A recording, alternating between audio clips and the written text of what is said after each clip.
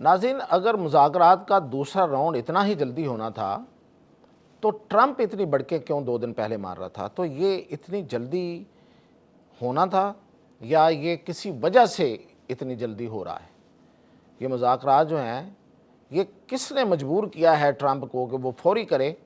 اور دوسرا کہ یہ مذاکرات اسلام آباد میں ہی کیوں طے پائے دوبارہ ہونا؟ آخر اس کی کیا وجہ ہے؟ کس وجہ سے، کس کی مجبوری تھی کہ مذاکرات اسلام آباد میں ہی ہوں؟ تو ان دو اہم خبروں کی تفصیل کے ساتھ میاں طاہر دیکھیں۔ مذاکرات کا پہلا راؤنڈ ہوا 21 گھنٹے کا، جس میں بڑی تفصیل کے ساتھ بات چیت ہوئی، نو ڈاؤٹ۔ دونوں وفود نے ایک ایک چیز طے کی، ایک ایک چیز پہ بات چیت ہوئی، اور پھر یہ نہیں ہے کہ وہ کوئی 3 4 لوگوں کا کوئی ڈیلیگیشن تھا، 20 لوگ جو بیک اینڈ پہ ورکنگ کر رہے تھے، ہر چیز کو دیکھ رہے تھے۔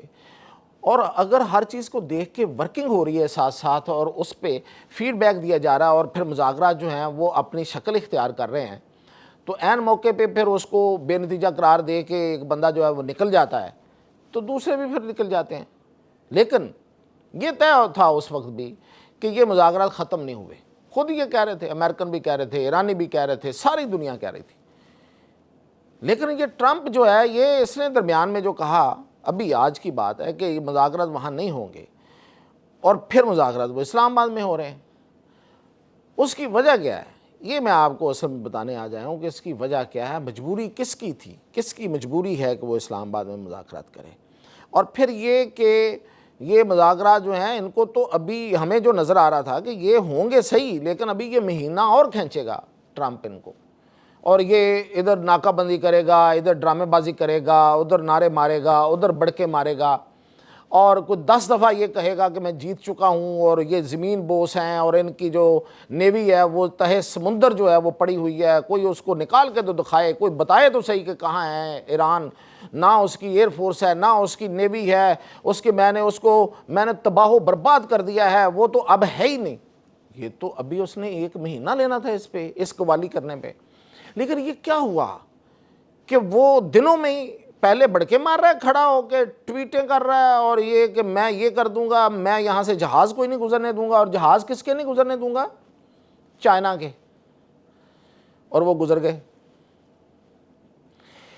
چائنا کے جہاز نہیں گزرنے دوں گا، اتنے بڑے بڑے، اور تیل لے کے آنے والا جو ہے نا وہ اس کو ہم دیکھیں گے، اور پھر وہ مذاکرات 2 دن کے اندر اندر۔ تو اس کی دیکھیں سب سے بڑی وجہ یہ جو ہمیں پتہ چلا وہ یہ ہوئی ہے مذاکرات پہ فوری آنے کی، وہ ہے چائنا۔ چائنا نے کہا ہے ٹرمپ صاحب، یہ ڈائریکٹ بات ہوئی ہے، اگر آپ نے 14 مئی کو چائنا کا دورہ کرنا ہے، ایک بار پھر اس کو ملتوی نہیں کرنا، تو جنگ کا فیصلہ ابھی کر لیں۔ یہ جو آپ چیزوں کو کھینچ کے کو ہائپ کریٹ کر کے ہمارے پاس آئیں گے، یہ اس طرح کی ٹرمپ کے ساتھ ہم گفتگو نہیں کریں گے۔ اگر تو آپ آنا چاہتے ہیں کہ آپ کو بڑا کوئی شور و گوگا کر کے آ رہے ہیں، اس معاملے کو ابھی سے طے کر لیں، کیونکہ جن معاملات میں ہمارے اور آپ کے درمیان بات چیت ہونی ہے اس میں یہ ساری چیزیں لنکڈ ہیں۔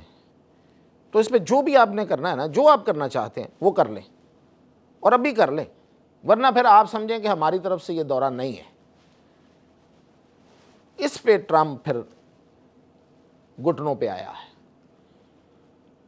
اور پھر اس نے ایک شرط رکھ دی وہاں پہ۔ ظاہر ہے ہاتھی ہے نا، گرتے گرتے کچھ تو لے گا۔ تو اس نے کہا کہ اچھا یہ ٹھیک ہے، میں مذاکرات کر لیتا ہوں، ہو جاتی ہے بات، لیکن میری ایک میٹنگ تو کرا دیں آپ۔ کم جونگ ان کون ہے؟ یہ نارتھ کوریا کا جو وہ ڈان، دیکھا ہوگا آپ نے، جو ایسے چلتا ہے تو ایسے لگتا ہے پورا نارتھ کوریا چل رہا ہے، کمال آدمی ہے ویسے۔ اس سے ملاقات کی خواہش کا اظہار کر دیا ٹرمپ نے۔ دیکھیں خواہش بھی کیا کی، میری اس ڈان سے ملاقات کرا دو۔ وہ فلموں میں دیکھا ہوگا نا آپ نے کہ ڈان جس کے پیچھے اتنے ضلعوں کی پولیس ہے، پکڑا نہیں جاتا ہے، مطلب وہ لگتا ہے اسی طرح کچھ متاثر ہے، کوئی ڈائلاگ سنے ہوئے اس کو۔ تو چائنا نے کہا ٹھیک ہے ملاقات کروا دیتے ہیں۔ یہ بات اس نے منوائی ہے اپنی، اور چائنا کے کہنے پہ وہ مذاکرات پہ راضی ہوا ہے۔ اور مذاکرات کرنے ہیں تو پھر اس کا مطلب چائنا کے کہنے پہ کرنے ہیں تو پھر پاکستان میں کرنے ہیں، پھر اور کوئی آپشن ہی نہیں ہے۔ اور دوسری وجہ جو مجبوری تھی وہ تھی ایرانیوں کی۔ ایرانی کہیں اور جا کے مذاکرات نہیں کرنا چاہتے تھے، اس لیے کہ ایران کو پتہ ہے کہ پورے یورپ میں، پورا یورپ جو ہے موساد کی پہنچ سے دور نہیں ہے۔ جتنی زیادہ اسیسینیشنز، قتل موساد نے جو اسرائیل کی خفیہ ایجنسی ہے یورپ میں کیے ہیں، شاید ہی کہیں اور کیے ہوں۔ تو اس لیے انہیں پتہ تھا کہ اگر ہم یورپ میں کہیں گئے تو ہماری جانوں کو خطرہ ہوگا، یہ ہمیں قتل کر سکتے ہیں، اور اگر ایسا ہو گیا تو پھر تو وہ جیتی ہوئی، جو کہ بہرحال ایران جنگ جیت چکا ہے، تو وہ جیتی ہوئی جنگ جو ہے وہ ہار میں بدل جائے گی۔ تو یہ پرائرٹی، یہ ترجیح جو تھی، جو کہ بڑی جائز اور بڑی زبردست ہے، ان کے نزدیک اس کے لیے جو محفوظ ترین جگہ ہے وہ اسلام آباد ہے، وہ پاکستان ہے۔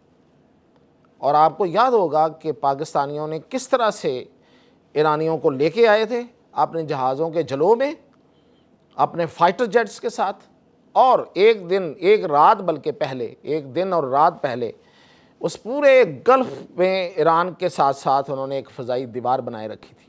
پاکستانی فائٹرز جو ہیں وہ وہاں پہرا دیتے رہے تھے کہ اسرائیل کی طرف سے کچھ شرارت نہ ہو جائے مین وائل، تاکہ یہ مذاکرات جو ہیں ان کی طرف کوئی، ان کو سیبوٹیج کرنے کا، ان کو جو سپائلر بیٹھا ہوا ہے وہ کوئی ایسی حرکت نہ کر گزرے۔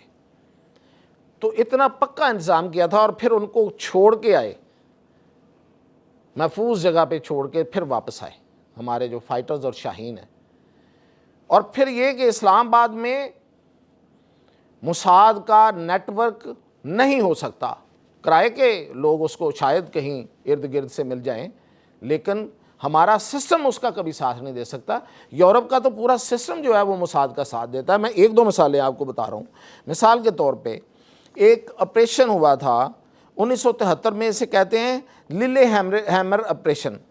اس میں موساد کے ایجنٹوں نے احمد بوشکی نامی مراکشی بندے کو قتل کر دیا تھا، اس لیے کہ وہ فلسطینیوں کا حامی تھا اور فلسطینیوں کی جدوجہد کے ساتھ چل رہا تھا۔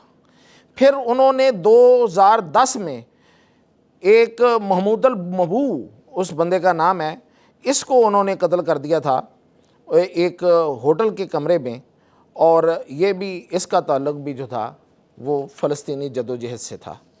اس کے علاوہ ڈاکٹر جیرالڈ بل کو قتل کر دیا تھا برسلز میں، جو کہ ایران کے لیے یہ ایک سائنسدان تھا، سپر گن بنا رہا تھا۔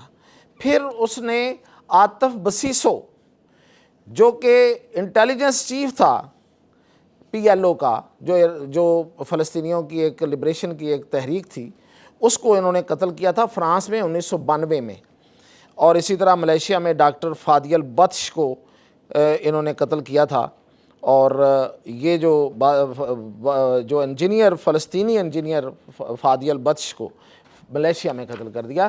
یعنی کہ مضبوط بڑے ملکوں کے دارالحکومت اور بڑے شہروں میں یہ لوگوں کو قتل کرتے رہے ہیں، تو اس لیے وہ تو ان کے لیے کسی طرح سے بھی قابل قبول نہیں تھا۔ اس لیے ایرانی بھی چاہ رہے تھے کہ مذاکرات جو ہیں وہ اسلام آباد میں ہوں، کیونکہ اسلام آباد ہی محفوظ ترین جگہ ہے، اور نہ صرف محفوظ ترین ہے بلکہ چائنا آن بیک، چائنا پشت پہ کھڑا ہے، تو اس لیے دنیا کی دوسری بڑی طاقت جو ہے وہ ان کے ساتھ کھڑی ہے۔ اجازت دیجیے۔